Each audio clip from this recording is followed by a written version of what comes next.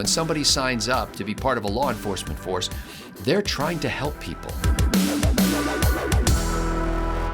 The headlines say police watched a man drown and did nothing. But what were they supposed to do? What would you do?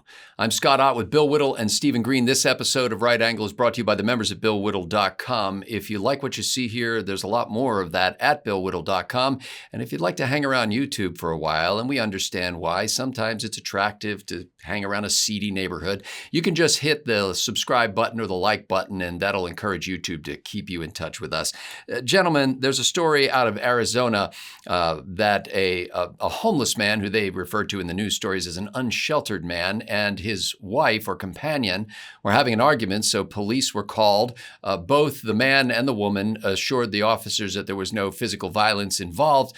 Of course, if you've had any physical violence training, you know that that's probably not true. But in any case, the police said that they were going to run a warrant check on the man, since he was the alleged aggressor in the situation. And when they said that, the man crawled over a fence and down a wall and jumped into a lake. The police said you're not allowed to swim in the lake before he jumped into it. And he swam for a little while, and they encouraged him to swim to a pylon. He began to complain that he was not being successful in swimming. They called a boat, the police did. So all the headlines that say the police did nothing, they actually did what they were trained to do. They called for a boat to go get him, and he eventually drowned. So Stephen Green, the question here is, and I suppose some of this comes up in the wake of the Uvalde school shooting, which is really not an analogous situation, but people are really angry that police didn't do anything to stop the shooting for such a long period of time before they finally got into that room when it was almost too late. But Steve, in this situation, this is a man willfully doing what he wanted to do, to run away from the police. The police, of course, have a heavy belt on with ammo and weapons. They probably have a bulletproof vest on. Are you, as a police officer, a law enforcement officer, obligated to jump into a lake to rescue a guy who's trying to run away from you because you're running a warrant check on him? You made me think of an old story, but I took Red Cross training years and years ago. I think I was about 12 years old. And my dad warned me, because he'd had the same training when he was a kid. He even worked a couple of summers as a lifeguard, if I recall correctly. He said, you are the skinniest and one of the shortest kids, so they're probably going to pick you first to rescue the fake drowning kid out of the water. And they're going to take a big kid and have him be the victim, and they're going to tell him to thrash around like crazy, just like a panicking, drowning person was. And guess what? My dad nailed it. It's almost exactly what happened, although I think I went second or third instead of first. But I did exactly what they told me to do, which is you swim up behind the guy, get your arm across his chest, find that tendon and squeeze for all you're worth. And it tends to take the fight right out of the drowning person and calm them down so you can lay back and get them to safety. I don't know how you do that in a police uniform wearing a belt with God knows how much stuff on there. And where are you going to put your firearm? What, you're just going to hand your holster and your sidearm to a civilian? No, I don't see what could go on there. But it's really not the point here, is whether or not the policeman could have done it or should have done it. I've been getting quite the education from Michael Schellenberger, who is a guy about my age. He's running a long shot independent campaign for governor of California. And he started off as a fairly traditional left-wing California guy, but he seems to have taken at least half of a red pill in recent years. And he's got a series of videos on YouTube that apparently hardly anybody is watching. So after you're done watching Right Angle and after you've hit the thumbs up or the notification thing or the 5-star thing, then you can go watch Michael Schellenberger's stuff. But he's done a series of exposés on the truth behind the homeless encampments in cities like San Francisco and Los Angeles. And these aren't people who are down on their luck and lost their apartment or their house and don't have anywhere else to go. These things are 24/7 opioid flea markets that are subsidized by local governments. Schellenberger's people did a great interview with one guy who came all the way from some other state halfway across the nation. I can't remember where, because San Francisco would pay him $600 something a month to set up camp and sell opioids and watch Netflix on his iPhone. This is how he describes his life. And the problem, one of the problems with these 24/7 opioid flea markets is we've got an issue that isn't about poverty. It's about mental illness. It's about drug addiction. And it's about making fentanyl extremely easily available for anybody, including teens. In fact, this guy was bragging about how he sold fentanyl to these kids, but told them how not to OD. And he thought that was kind of his good deed for the day. So basically what cities are doing, cities like San Francisco and Los Angeles are doing, is they're sending these guys, they're telling these guys to go out in the lake and drown themselves. The police officer was just following the city's cue. Bill Whittle, it was not so long ago that the headlines were screaming, defund the police.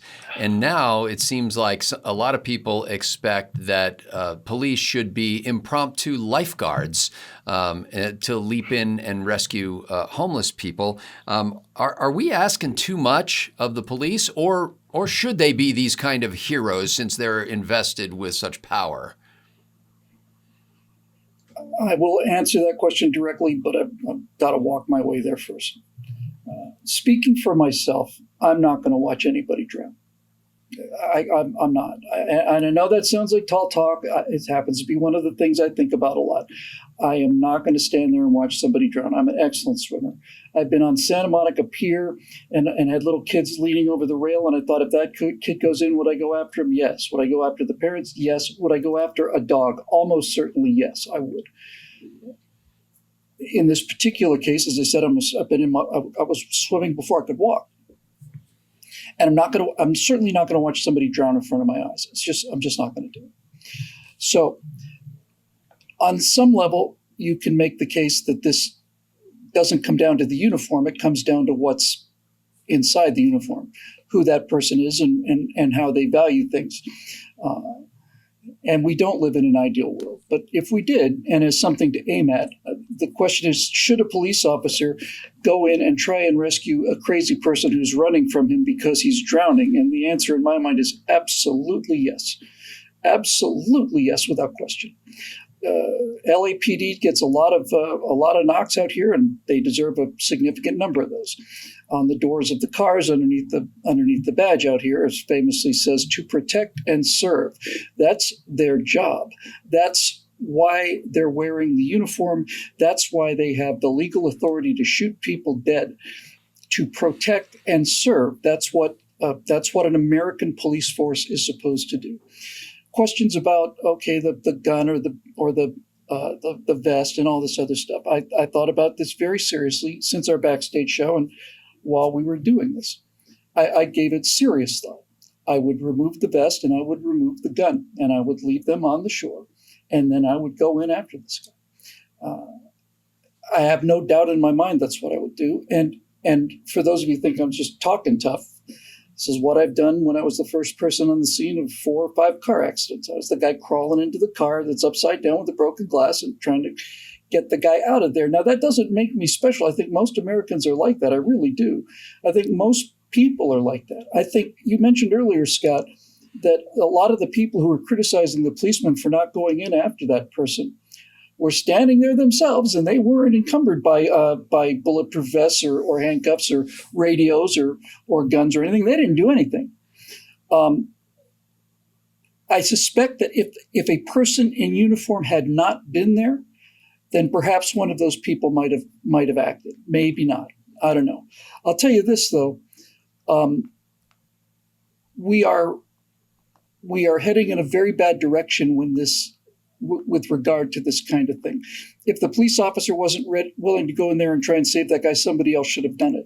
And what I'm seeing more and more of these days, Scott, are American citizens seeing someone in either extreme distress or life-threatening emergencies, and their first reaction, instead of going to help them, is to get out their phone and start getting some footage that's going to go viral. If I see this again, I'm going to lose my mind, and I'm going to lose my mind shortly, I think.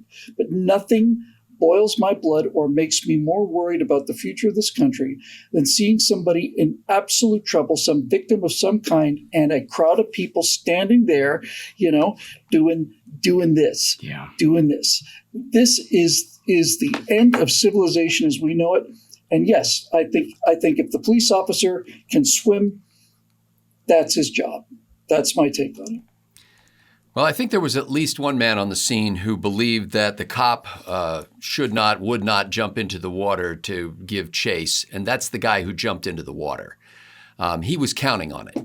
When he jumped into the water, he was counting on the fact that the police officers wouldn't come after him. And from the little clip of video I saw, and you guys weren't exposed to this, so doesn't play any part in your responses, but he didn't jump into the water and sink to the bottom. He jumped into the water and swam away. And so if you're a police officer standing on the shore and saying, okay, this guy's swimming away, you're not looking at him as a non-swimmer.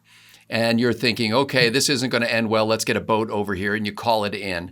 I don't know down to the moment-by-moment decisions that these police officers had to make. All I'm saying is it is plausible for me, having seen the clip and read the stories about it, that a police officer would think, this guy is not really going to drown, and not immediately jump in after him. It's also plausible to think that this police officer followed his training, which was not to jump in with your uniform and encumbrances on. I don't know how easy it is to get out of a bulletproof vest or get out of your belt. I've never worn them myself.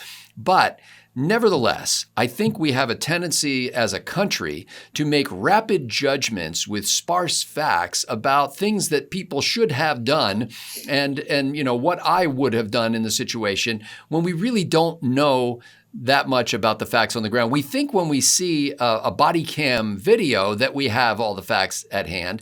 We don't. And I'm not saying that police officers should be beyond judgment. In fact, they are now undergoing an administrative process where they're going to evaluate whether these police officers did the right thing or not. These guys are on leave, the two cops that were on the beat at the time. And that's all appropriate. They should do the investigation. And if the police officers acted in a negligent manner in some way or in some way hastened the death of this man, then they should be punished accordingly. But I think that people have a tendency to look at police officers and immediately think, if a guy died while a police officer was present, it must be the police officer's fault. My judgment is the guy who jumped into the water and was not a strong swimmer should have known that. I would not have jumped into the water. I can swim-ish, but I'm not going to jump into a lake and try to flee police officers in that situation. If I've got outstanding warrants against me, I still would not have jumped into the lake. If I had killed somebody that morning, I would not have jumped into the lake because I would think, I'm not going to make it. I don't know how to swim. Now, as Steve indicated, there's probably addiction issues involved. There may be mental health issues involved. There could be all kinds of aggravating factors. And I'm not asking anybody to go easy on the police. I think that with great responsibility that they have comes a great deal of accountability, and they need to be held accountable. But let's, ladies and gentlemen of the jury, give it a rest until all the facts are in. Let's mourn the loss of a person, frankly, grieve with the cops who were involved in the situation because their life's going to be a living hell for the next weeks or months going forward until this is all resolved. And let's just give people the benefit of the doubt that when somebody signs up to be part of a law enforcement force, they're trying to help people. And we're all trying to help people. And like Bill said, I mean, as far as we can tell, I didn't see any other wakes in the water following that guy. I didn't see somebody pursuing him and trying to save him. We all have an opportunity to act on that way on a daily basis. We're not all equipped to do so. And I, for one, am not going to hold these police responsible until an investigation of the facts holds them responsible, if that is to happen. And I hope, if it turns out that they did what they could and they followed their procedures appropriately, I hope these guys get to continue with their lives and their careers with minimal disturbance. I know that it's never going to leave them here, but I hope that we will give them a second chance. For Bill Whittle and Stephen Green, I'm Scott Ott. Thanks to the members at BillWhittle.com for making Right Angle possible.